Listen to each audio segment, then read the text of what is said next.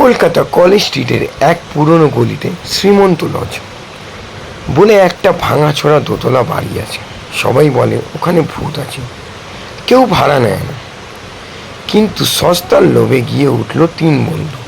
বাপন সবচেয়ে ভয় পায়, তবুও বলে আমি আমার ভূতে ভয় পাই নাকি। টুকাই খুব খেতে ভালোবাসে, ভূত দেখলে প্রথমে জিজ্ঞেস করবেন ভাত খাবেন নাকি। রিঙ্কু সবসময় বুদ্ধি ফলাতে গিয়ে উল্টো পাল্টা ফ্যাসাদে দম বাঁধায়। ঘরে উঠি তিনজন হইচই করছে। হঠাৎ টুকাই ফ্রিজ খুলে দেখে ভেতরে কাঁচা মাংসর মতন কিছু রাখা, সঙ্গে একটা নোট। আমরা ভূতেরা রাত 10টায় পর এই খাবার খাই, কেউ হাত দিও না। বাপন তো কাঁপতে লাগলো। টুকাই বলল, দেখ আমি তো বলেছিলাম এখানে ভূত আছে।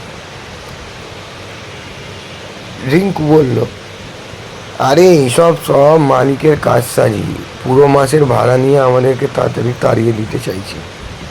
কিন্তু টুকাই সে তো লোভ সামলাতে পারল না, কাঁচা মাংস ভেজে ফেললো, কড়াইতে ঝোল বানালো। হঠাৎ রাত 12টায় খটখট করে শব্দ হতে দরজা খুললে তিনটে ভূত হাওয়াতে ভেসে ভেসে এদিকে এসে ফ্যাকাশেভাবে হাসছে আর বলল, আমাদের মাংস কে খেয়েছে রে?